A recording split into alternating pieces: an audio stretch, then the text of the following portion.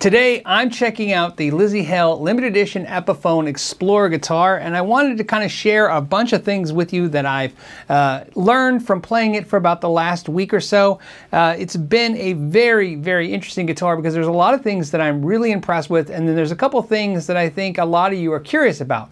Now, before I get started, I should mention that I went on YouTube and I put a question out to the audience. What do you want to know about this guitar? What are you most curious about? And overwhelmingly, without any question, the number one thing everybody was curious about was the neck carve and feel, the feel of the neck. So we'll definitely talk about that first. And then the second thing that was number one question was the weight. How heavy is it? This guitar is just over 8 pounds, about 8 pounds, 1 ounce, which is actually pretty light for a guitar shaped like this and size like this. More importantly, it's balanced really well. The neck carve, it's mentioned that it's a C-shaped neck, and I really love the neck carve. So I want to start with the comfort of it. It feels great. It's really nice. It's probably one of my favorite Gibson neck carves out there. That being said, I don't think I would ever use the term C-shape to describe this neck. I have a Les Paul Classic right here. It has the slim taper neck. They feel very reminiscent to me. Maybe this is a little thicker. Again, a little thicker than the 60s neck profile, if you're familiar with that. But definitely not a C shape. It's a little flat in the back, and it definitely feels more like a D shape neck to me. It is very comfortable. In fact, of all the Gibsons I currently own, this Epiphone has the best feeling neck, and it's an Epiphone. It's a really impressive neck because it gets a little thicker as you get towards the 9th fret, but it really feels good, and it keeps that flat profile. It's very comfortable. Now, I think the main reason for a lot of players asking about the C shape is how does it feel on chords? And again, it feels really good. It doesn't feel so thin, it feels like a shredder guitar.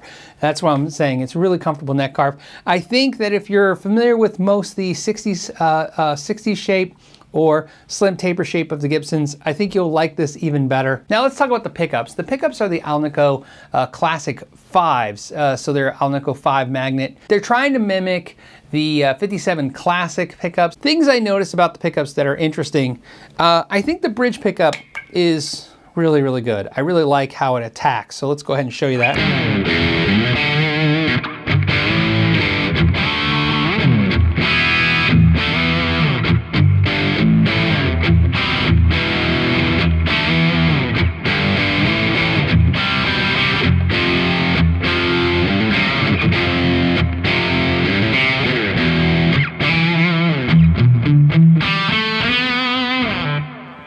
When I say attacks, it's really sensitive to the way I'm hitting it with the pick. For instance, if I dig in,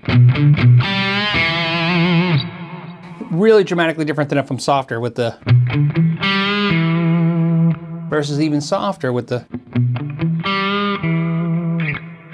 And I like that. And I know that sounds silly, like all pickups do that, but believe it or not, some pickups have trouble doing that. They have a hard edge to them. So there's a softer edge that this has that I would associate with the classic 57 style pickup. Now, the downfall on the neck pickup, which also has the same thing. So let's go ahead and do that.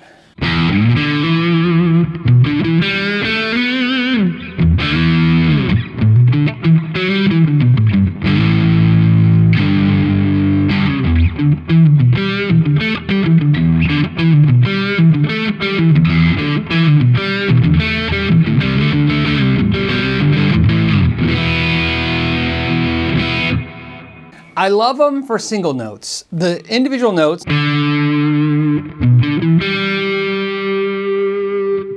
sound really round, and there's a lot of harmonic overtone texture, which is impressive because usually in your bridge position, you'll get those harmonics, but in the neck, you lose it. But you're getting them right there on the neck pickup. So.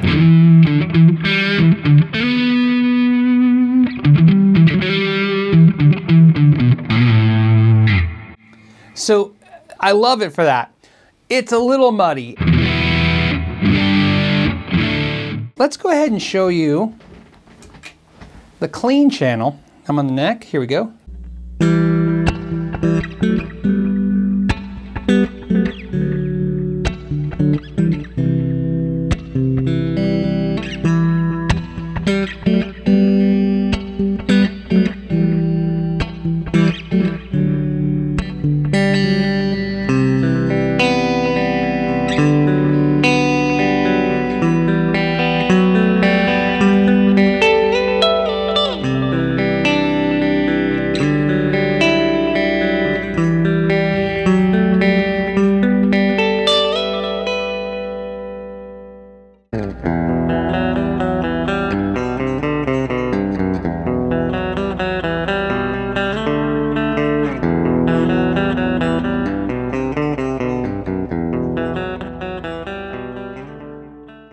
Now, it is an all mahogany guitar. Some of the other questions was how many pieces of mahogany. There's just no way to tell. It's all painted. Even looking in the cavities, there was just no way to see sight lines to see how many pieces were used.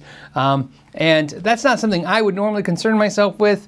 Obviously, if it was a expensive Gibson guitar, I'd want it to be, you know, a limited amount of pieces put together for whatever reason, probably mostly for aesthetics, but you can't see it.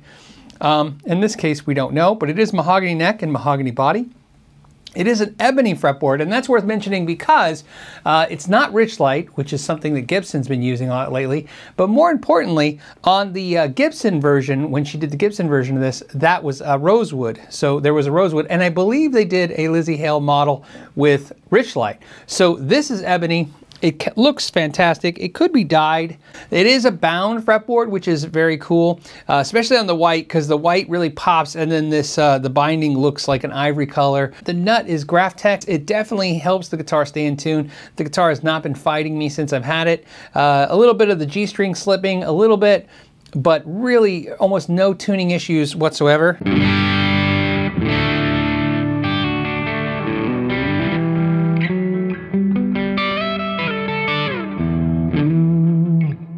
Just sounds great. So let's go to the headstock. We have a Epiphone logo in gold. Grover Rotomatic tuners. I like that. It's a great choice in the gold. Has pearl handles. They're really small, but they look great, and they got that going for them. The other thing that's really nice about this is Lzzy put her signature, it's embossed on the truss rod cover. I love that. I love it when they do that. There's no markings on the guitar to tell you that it's the Lzzy Hale model. I like the decision that they didn't use an aluminum piece of metal right here, that they went with plastic. I love that. I like the way the plastic feels. I don't like sometimes the way the metal feels when it scratches on my fingernails.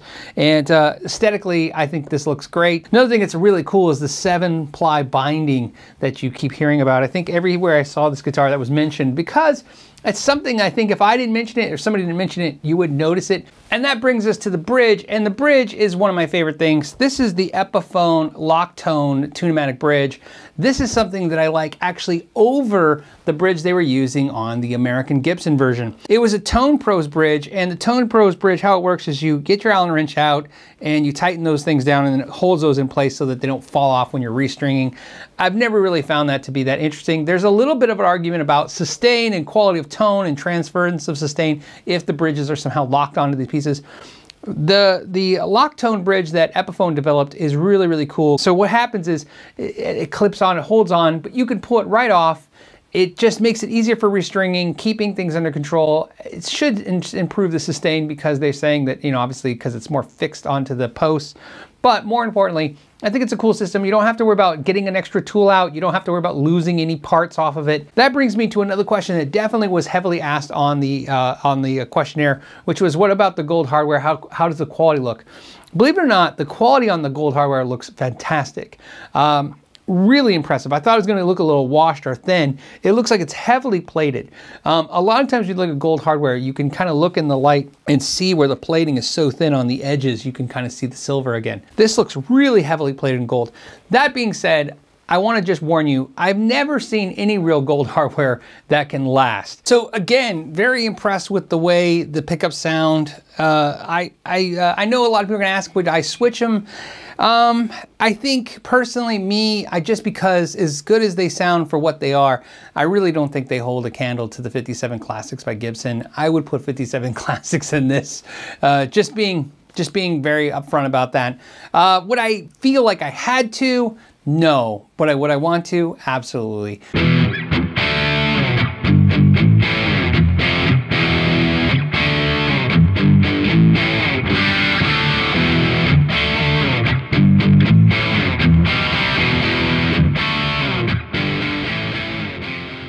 Another thing to mention is no coil splits on this, so there's no push-pull pots or anything like that. The back is very straightforward. There's the control layout cavity, which I thought was cool that they made the back plate white to match the finish. Of course, a set neck. The finish is probably a polyester or polyurethane finish. It is not lacquer, so it won't yellow. It'll stay bright white for a long time, where the Gibson production model will, of course, yellow and turn as it gets older because it's a lacquer, nitrocellulose lacquer. So that's another thing. The fit and finish on the frets were fantastic. So the out of the box feels really great. Okay, so let's go ahead and measure it. This is how it came out of the box. Let's go ahead and read this. We have off the 12th fret, which is where I like to measure things, we have it at 1.5 millimeters on the low E, on the high E, and of course consistently across 1.5 millimeters. On the 3rd fret, and this is the measuring the top of the fret to the bottom of the string, we have this at 0.75 millimeters, and again, high E and low E. And that's really a nice sweet spot. If you were a heavy, fast shredder, you may want to take the 12th fret down to 1.25 millimeters. I think you'd find that to be really, really nice. And if you're really heavy-handed and play a lot of big open chords, maybe you would take it up to 1.75 millimeters off the 12th fret. It mentioned that it had Addario strings. It didn't mention what gauge. So let's check those out real quick. So we have 10 to 46, which is what it felt like, and it feels really nice.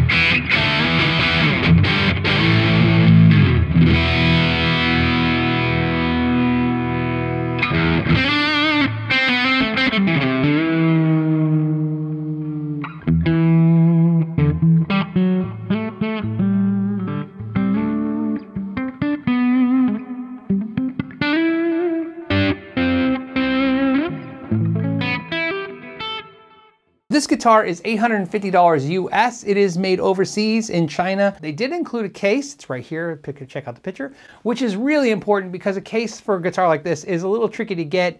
They get a little expensive, so it's nice that it has it. It's really cool that it has the graphic on there as well. It does come with a really cool certificate of authenticity in a little book.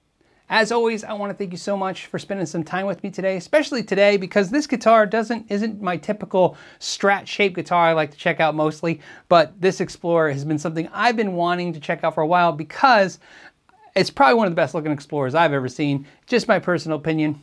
Just going to let you know. As always, thank you so much for your time. Till the next time, know your gear.